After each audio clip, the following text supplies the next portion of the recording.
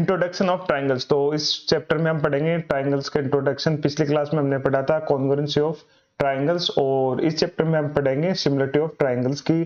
जो ट्राइंगल्स होते हैं वो सिमिलर कौन कौन से होते हैं, और उनको हम किस बेस पे हम कह सकते हैं कि दो ट्राइंगल आपस में सिमिलर होते हैं। ठीक है, इंट्रोडक्शन ऑफ ट्राइंगल्स की सिंपलिटी जानने से पहले हम बात करेंगे सिमिलर फिगर्स की। कोई दो फिगर सिमिलर कब होते हैं। ठीक है, two figures having the same shape but not necessarily the same size or called similar figure। वो कह रहा है कि कोई भी दो फिगर होते हैं वो सेम शेप के हों पर कोई जरूरी नहीं उनकी साइज सेम हो, वो क्या कहलाते हैं, सिमिलर फिगर कहते हैं। ठीक है, जैसे आपको ये दिया हुआ है कि यहाँ पे ये सर्कुलर शेप है, ये भी सर्कुलर शेप है, ये भी सर्कुलर शेप है। ये तीन सर्कल है और जिनकी शेप है वो सर्कुलर है। ठीक है, तो हम कह सकते हैं ये फिगर आपस में क्या हो सकते हैं सिमिलर हो। ठीक है, कोई जरूरी नहीं है ये सिमिलर ही हो और कोई जरूरी नहीं है कि इनकी साइज सेम हो। ठीक है, तो हम सर्कुलर शेप होने के कारण हम कह सकते हैं कि ये दोनों फिगर सिमिलर होंगे। ठीक है, इनकी कुछ प्रॉपर्टीज होती है, उनके बेस पे हम कहेंगे ये दोनों आपस में सिमिलर है। ठीक है, इसी तरह से ये दो इक्विलेटरल ट्राइंगल्स है, इन दोनों की आप देख सकते हो कि जो शेप है वो ट्राइंगुलर है। ठीक है, और ये दोनों ट्राइंगल आपस में क्या हो सकते हैं, सिमिलर हो सकते हैं। कुछ प्रॉपर्टीज के बेस पे हम कह सकते हैं कि हाँ ये दोनों ट्राइंगल क्या होंगे, आपस में सिमिलर होंगे। ठीक है, इसी तरह ये दो स्क्वायर है जिनके देखने में जो शेप है वो एकदम स्क्वायर दिख रही है, और हम कह सकते हैं कि ये दोनों स्क्वायर आपस में सिमिलर हो सकते हैं। इसी तरह से ये दो पॉलीगन है, क्वाड्रिलेटर है, तो हम कह सकते हैं कि ये दोनों क्वाड्रिलेटर आपस में क्या है, सिमिलर है। ठीक है, उनकी प्रॉपर्टीज हम देखते हैं कि कब दो क्वाड्रिलेटर्स को या दो पॉलीगन को हम सिमिलर कह सकते हैं। ठीक है, तो जो फर्स्ट कंडीशन है वो क्या कह रही है, their corresponding angles are equal. मतलब कोई दो पॉलीगन है वो उनके जो करस्पॉन्डिंग एंगल्स होते हैं, their corresponding angles are equal.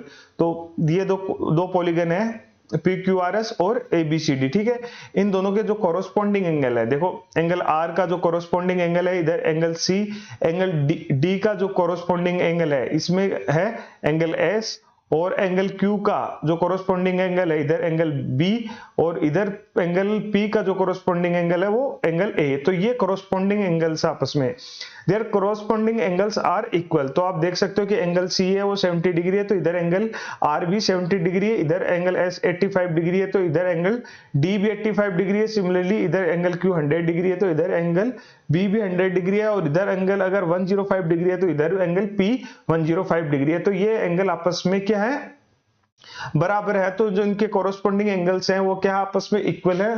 ठीक है, दूसरी कंडीशन बोलती है the length of their corresponding sides are proportional.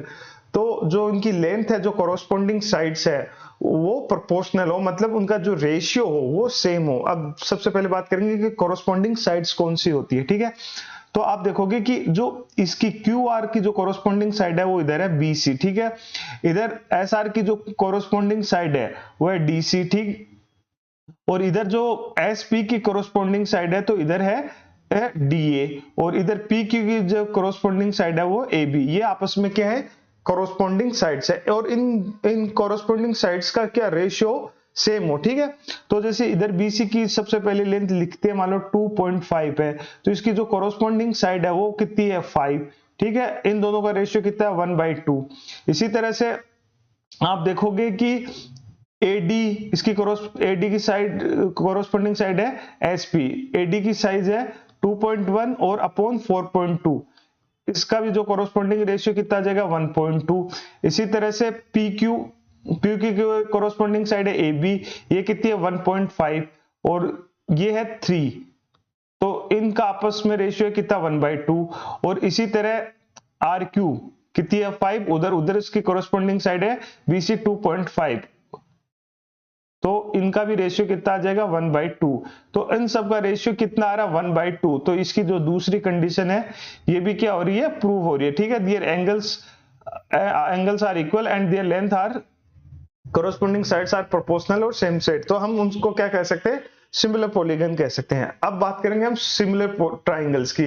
तो बेसिकली यही चैप्टर है 10th क्लास का, जो चैप्टर नंबर 6 है, वो इसी पे है कि हम कोई ट्राइंगल्स को सिमिलर कह सकते थे। पहले जो था वो इंट्रोडक्शन था। ठीक है, उन दो स्लाइड्स में हमने इंट्रोडक्शन पढ़ा कि कोई भी ट्राइंगल होते हैं या पॉलीगन है, बोल सकते हैं कि वो सिमिलर फिगर कौन से होते हैं और पॉलीगन कौन से होते हैं, उनकी जो कॉरस्पॉन्डिंग साइड्स हो वो क्या हो, रेशियो में सेम हो, प्रोपोर्शनल हो, और जो उनके कॉरस्पॉन्डिंग एंगल हो वो इक्वल हो।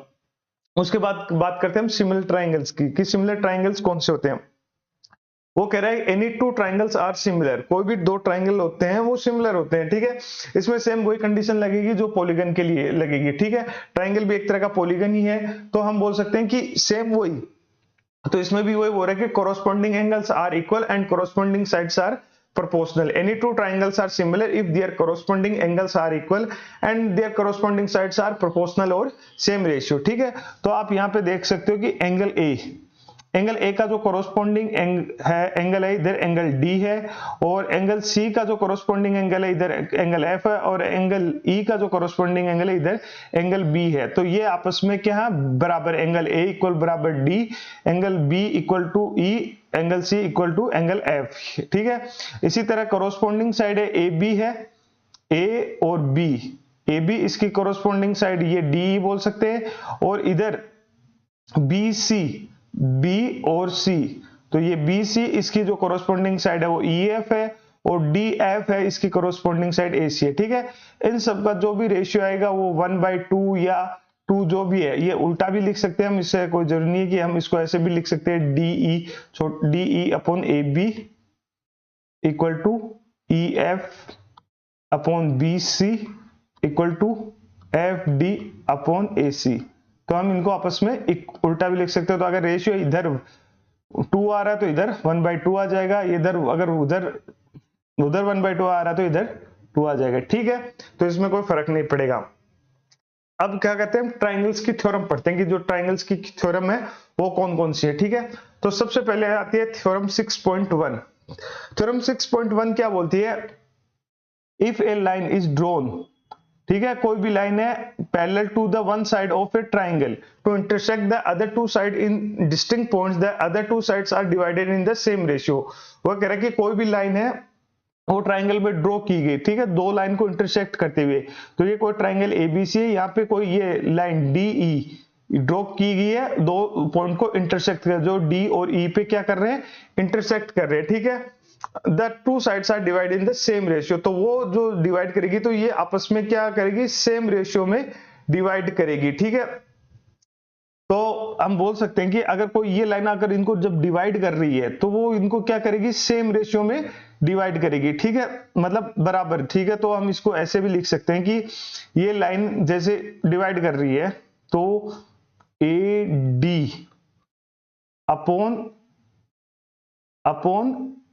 D B equal to A E upon E C, ठीक है। तो ये जब आपस में डिवाइड कर रही है तो ये क्या कर रही है, सेम रेशियो में, जिनका कितना भी रेशियो हो सकता है, 1/2, 1/3, जो कितना भी हम मान लेते हैं 1/2। इसके अलावा हम कोलोरेज से ये भी बोल सकते हैं कि A D upon A B equal to D B upon A B और A E upon A C equal to E C upon A C, ठीक है। तो ये थ्योरम 6.1 बोल रही कि हम इसको बराबर सेम रेशियो में डिवाइड, जैसे 1.2, 1.3 कुछ भी मान सकते हैं, ठीक है। तो अगर कहने का मतलब है कि ये जो इनका जो रेशियो है वो हमें ये पता हो जाना चाहिए कि जैसे ये अपॉन ये पूरा इसके अपॉन ये पूरी लाइन इसके, ऐसे इनको हम लिख सकते हैं, ठीक है। तो ये हमने आपको लिखना बता दिया कि बस A D upon A B, ये तो थ्योरम बोल रही है, बेसिकली ये थ्योरम तो इससे यही बोल रहे हैं, पर हम इससे ये भी प्रूफ कर चुके हैं, ठीक है। तो ये थ्योरम यही बोल रही है, ठीक है। बेसिक प्रोपोर्शनलिटी थ्योरम बोलते हैं इसको, हम बीपीटी भी बोलते हैं, ठीक है। उसके बाद आती है थ्योरम 6.2, ये इसका उल्टा एक तरह से, if a line divides any two sides of a triangle in same ratio then the line is parallel to third side, ठीक है। तो वो बेसिकली कह रहा है कि डीई पैरेलल है किसके, बी और सी के। जब हम क्वेश्चन करेंगे तब हमारे ये थोड़ी ज्यादा समझ में आ जाएगी। तो बेसिकली ये कह रहा है अगर ऐसा दिया हो कहीं भी A D upon A B equal to A E upon E C, तो इसका मतलब इससे जो लाइन बन रही है, जैसे ये डी ई बन रही है इधर से, तो ये डी ई पैरेलल हो जाएगी इधर से B C equal parallel to B C. ठीक है, ये आपस में क्या पैरेलल हो जाएंगे। इसी तरह अगर मान लो ये भी, जैसे हमने यहाँ पे पढ़ा था A D upon A B, तो वो वाला सिस्टम भी अगर यहाँ पे दिया हो तब भी हम कह सकते हैं कि लाइन आपस में पैरेलल होंगी। ठीक है, जैसे मान लो कहीं पे ये दिया हो A D upon A B equal to A E upon A C, अगर ये भी एक कहीं दिया हो तो भी लाइन क्या होगी, आपस में पैरेलल होगी। ये थ्योरम 6.2 बोल रही है।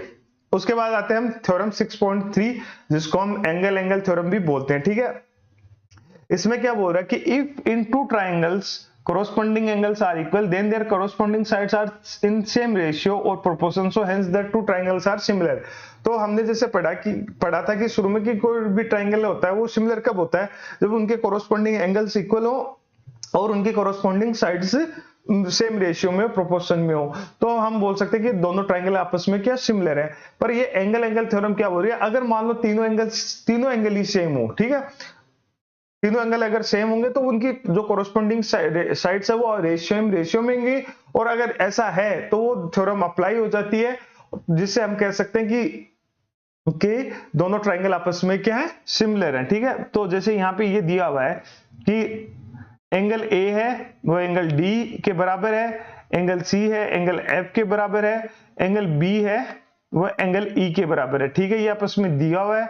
और जैसे इसमें एंगल, अगर हम वैल्यू में बात करें, एंगल ए 60 डिग्री है तो इधर एंगल पी भी 60 डिग्री, एंगल बी 80 डिग्री है तो इधर एंगल क्यू 80 डिग्री, इधर एंगल सी 40 डिग्री है तो इधर एंगल आर भी 40 डिग्री है। तो हम कह सकते हैं कि ये दोनों triangle A B C similar है ट्राइंगल पी क्यू आर के। और अगर इधर ये वाला ट्राइंगल दिया है तो इसमें बोल सकते हैं ट्राइंगल डी ई एफ आपस, और A B C triangle A B C आपस में क्या है, सिमिलर है। ठीक, उसके बाद आती है थ्योरम 6.3 बी, मतलब एक तरह से इसी का पार्ट है। एंगल एंगल फर्स्ट थ्योरम थी जो हमारी, वो एंगल एंगल थ्योरम थी, और ये सेकंड है हमारी, इसी का एक पार्ट है जिसमें दो एंगल अगर बराबर होंगे तो तीसरा एंगल अपने आप ही बराबर हो जाएगा। तो हम बोल सकते हैं कि दोनों ट्राइंगल आपस में क्या होंगे, सिमिलर होंगे। तो इसका ही एक रूप है एंगल एंगल ट्रिपल एंगल का बोल सकते हैं। तो ये है उसी का पार्ट, इसको हम बोलेंगे। इसमें क्या बोल रहा है कि if two angles of one triangles are respectively equal to the angles of another triangle, अगर वो कह रहा है कि कोई भी दो एंगल हैं कोई किसी भी ट्राइंगल के, तो दूसरे दो एंगल बराबर होंगे तो दूसरे ट्राइंगल के, then the two triangles are similar. अगर कह रहा है कि अगर दो एंगल बराबर हो जाएंगे तो तीसरा एंगल अपने आप ही बराबर हो जाएगा, क्योंकि उनका जो सम होता है 180 डिग्री होता है और वो सेम ही आएगा। जैसे ये दो ट्राइंगल है एबीसी, ये मान लो 40 डिग्री दिया हुआ है, तो और ये भी 40 डिग्री दिया हुआ है। ठीक है, ये 60 डिग्री दिया हुआ है और ये 60 डिग्री दिया हुआ है। ठीक है, अब ये दोनों का जो ये कितने 100 हो जाएगा, तो ये अपने आप ही 80 डिग्री हो जाएगा।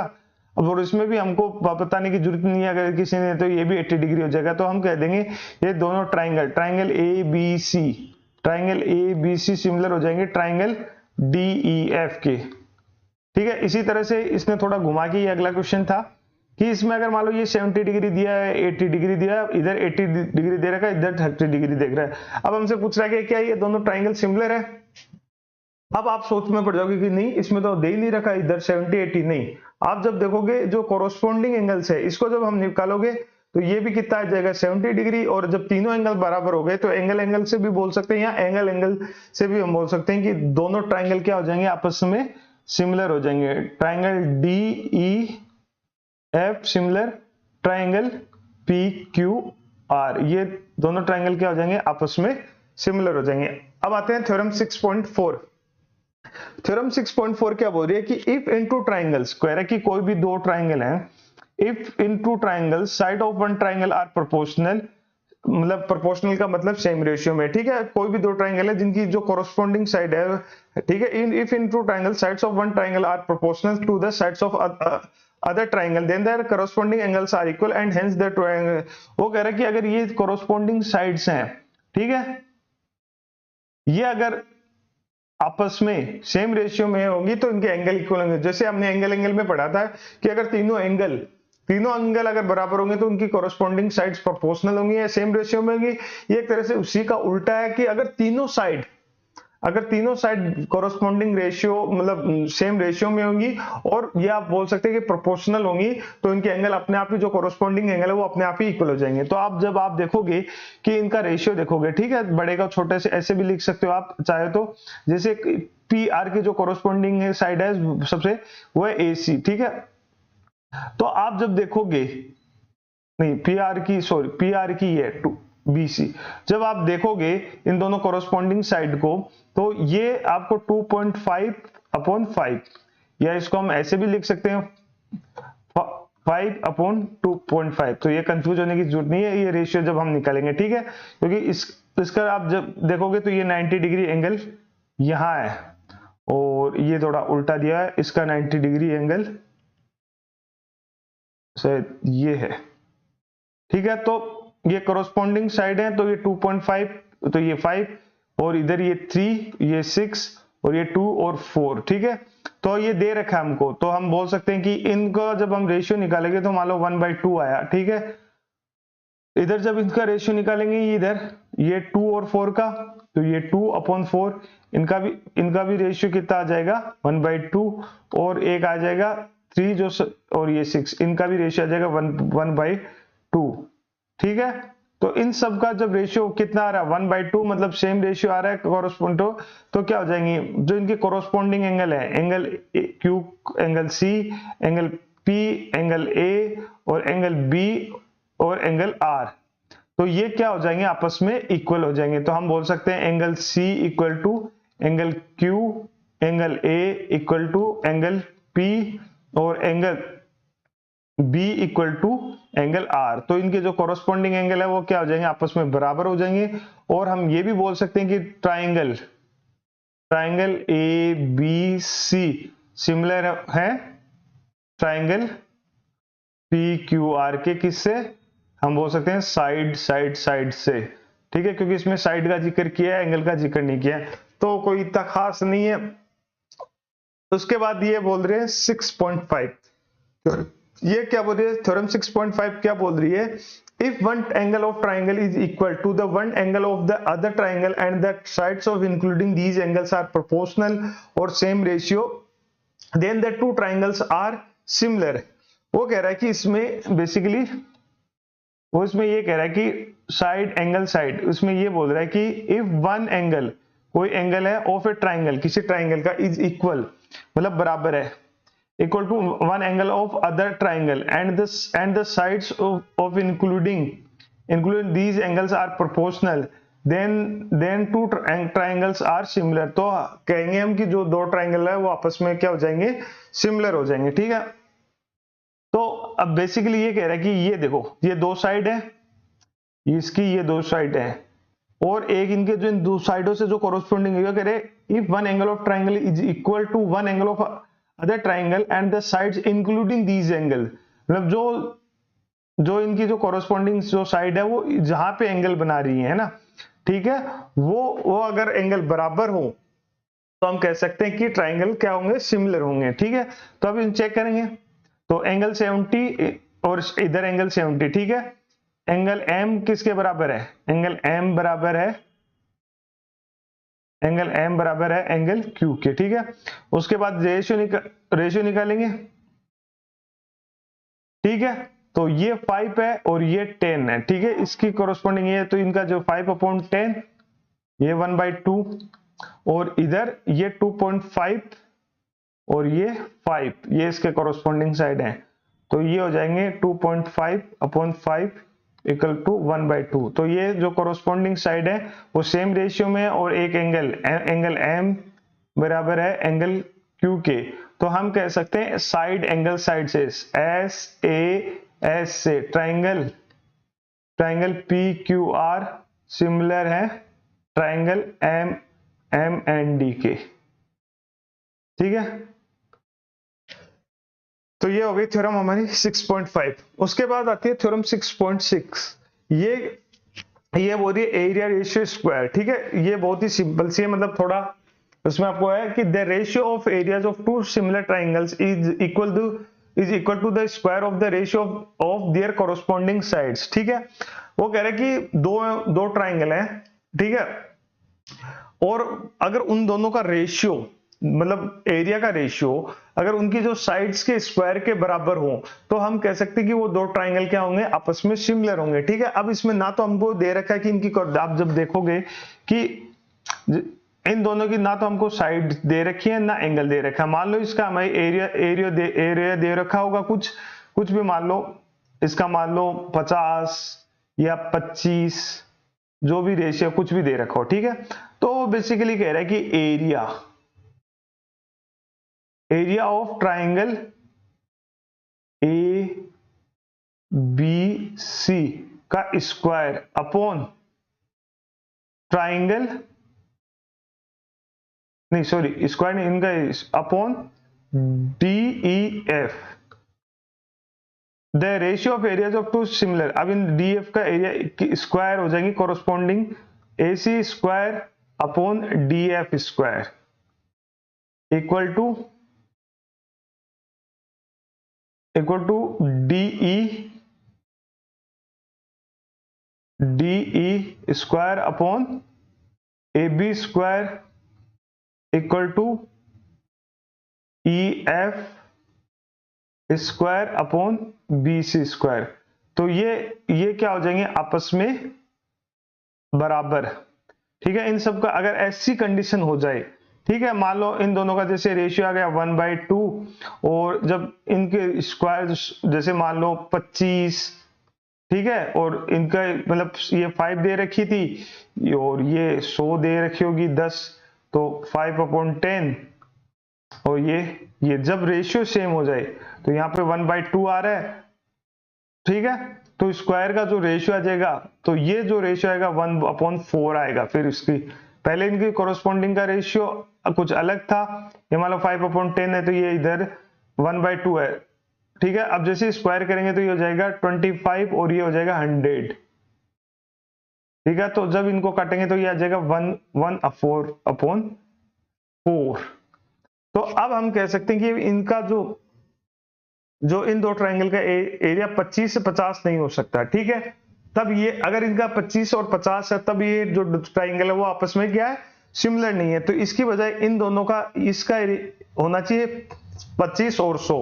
छोटे वाले ट्राइंगल का एरिया कितना, 25 मीटर स्क्वायर या सेंटीमीटर स्क्वायर, और इस बड़े वाले का होना चाहिए 100 मीटर स्क्वायर। तब उस कंडीशन में ये दोनों, क्योंकि मान लो हमने ये साइड मैंने इसकी ये साइड 5 ली है और इधर वाली साइड 10 ली है। ठीक है, अगर इनके कोरोस्पोंडिंग रेशियो तो इनका क्या आ रहा है 1/2, पर जब इनका स्क्वायर का रेशियो करें तो 1/4 आ रहा है, जो कि 25 और 50 होने पे पॉसिबल नहीं है। तो ये होगा 25 और 100।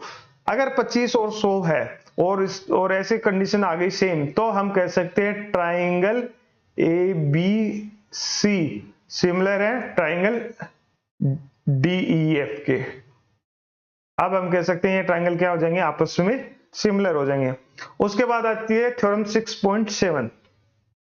थ्योरम 6.7 क्या कहती है कि if a perpendicular is drawn from the vertex of the right angle of a right triangle to hypotenuse of a right triangle to hypotenuse, then the triangle on both the sides of the perpendicular are similar to the whole triangle। वो कह रहा है कि कोई भी perpendicular है वो draw किया गया राइट एंगल से, कोई राइट एंगल ट्राइंगल से, ठीक है, जो हाइपोटेन्यूस पे ड्रॉ किया गया, और then the both side of the perpendiculars are similar to the, अगर ये ऐसी कंडीशन आ जाए तो ये और ये आपस में क्या हो जाएंगे, सिमिलर हो जाएंगे। कि एक कोई भी राइट ट्राइंगल है जिसमें एंगल बी मतलब 90 डिग्री हो, तो ऐसी कंडीशन में अगर ऐसा हो जाए तो हम कह सकते हैं कि जो triangle A B D similar हो जाएगा किसके, ट्राइंगल डी होल ट्राइंगल के बोल रहा है ये is perpendicular similar to the whole triangle, A B D similar हो जाएगा ए बी सी के, ठीक है।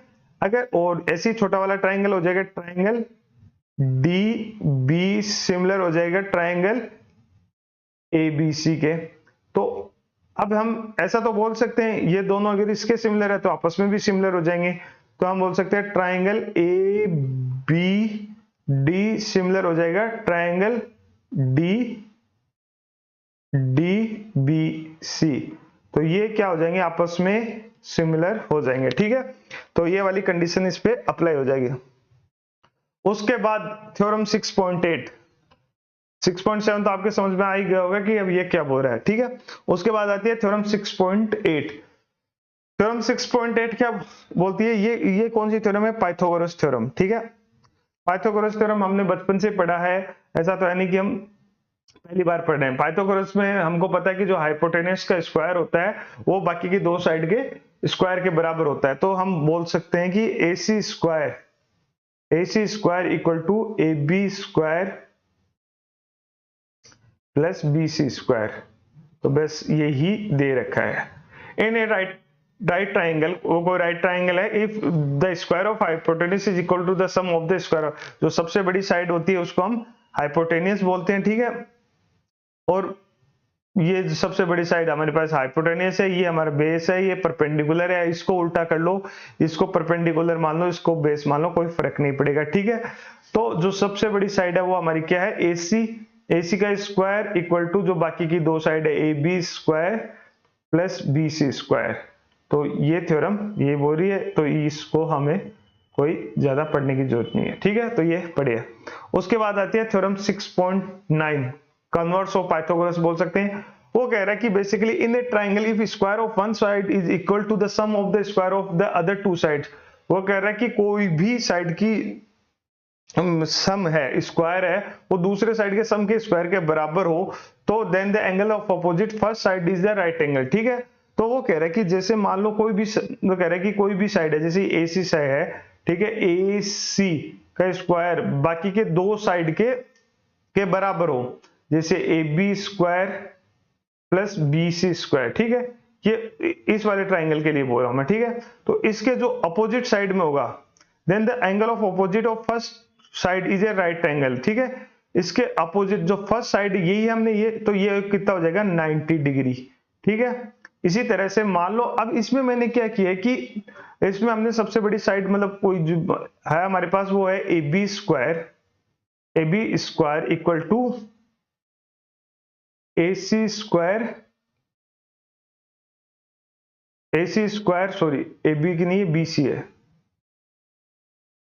ये BC square equal to AC square plus AB square, ये लिए, ठीक है। तो जो हमारी सबसे बड़ी साइड ये, तो इसके अपोजिट साइड ये, तो ये कितनी हो जाएगी हमारे 90 डिग्री, ठीक है। तो ये हो जाएगी हमारे पास 90 डिग्री। तो हम बोल सकते हैं कि ये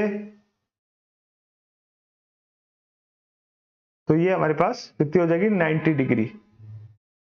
आगे समझ में?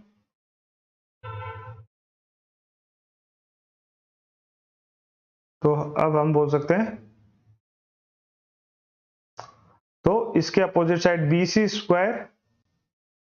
Square equal to AC square plus AB square.